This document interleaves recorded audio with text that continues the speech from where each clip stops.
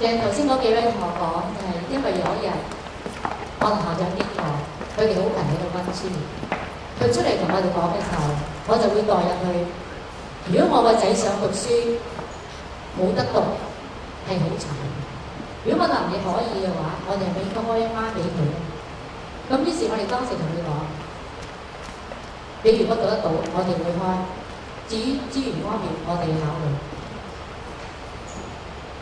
老師覺得佢有心，所以老師唔會放棄佢哋，亦都更加加強用佢哋補習。老師曾經同我講過，喺復活節假期整個假期裏邊，同佢哋補習，買飯盒食，仲要話俾家長聽，個細路仔係補緊習。頭先有個同學話：哇！你轉死症啊，咁差症嘅，唔係轉死症，而係佢真係覺得自己應該勤力嘅受勤力。細路仔好簡單，只要佢覺得有人關心佢，佢就會愛錫自己。我記得有一日喺電視訪問當中正生一個學生，佢就係因為濫藥俾人拉咗去。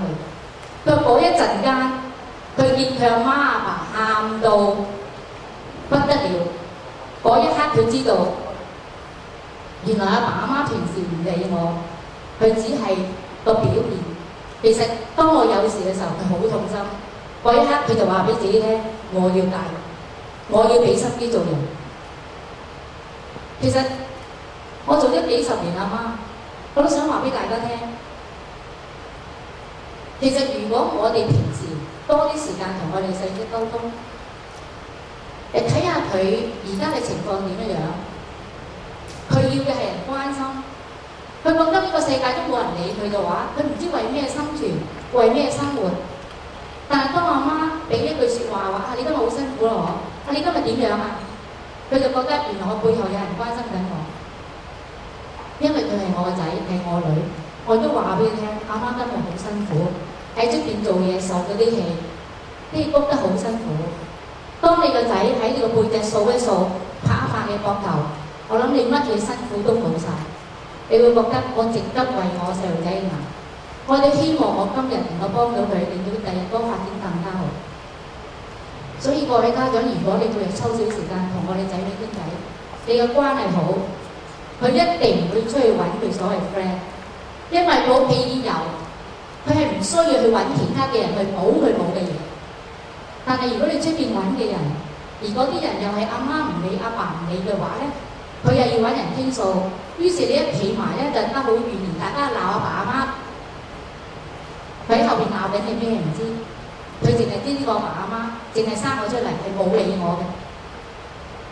但係如果你翻去阿爸阿媽理你，你發覺。我使乜咁辛苦喺出邊啫？我屋企有冷氣有張床費，我點解要出街嘅啫？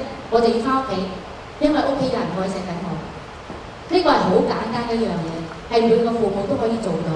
但係事實上我哋好忙，未必真係可能表達到。不過唔緊要，你如果翻嚟睇報紙嘅，你個仔都做開功課嘅，你坐喺度，你睇報紙佢做嘢，話俾佢聽，阿媽陪緊你，阿媽支持緊你。只要一句支持嘅説話，呢個仔都覺得，就算我點樣捱落，佢都值得。同樣，你覺得個仔女一路行一條正路，你一樣都開心。所以呢個父母心唔係淨係我哋做人父母嘅心，係我哋老師每一個人都有個父母心。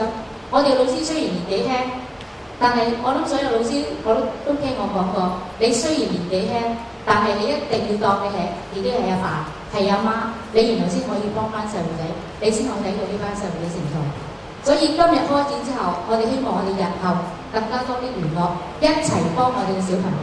我成日都形容呢個係一個家，佢屋企有個家，呢度有個家。如果我哋兩地父母一齊合作，我哋嘅細路仔一定冇問題，一定成才嘅。希望我哋以後能夠緊密合作，打個電話翻嚟又好，翻嚟揾我哋又好，我哋好樂意幫大家。最後喺度恭祝大家身體健康，同學我要進步，多謝。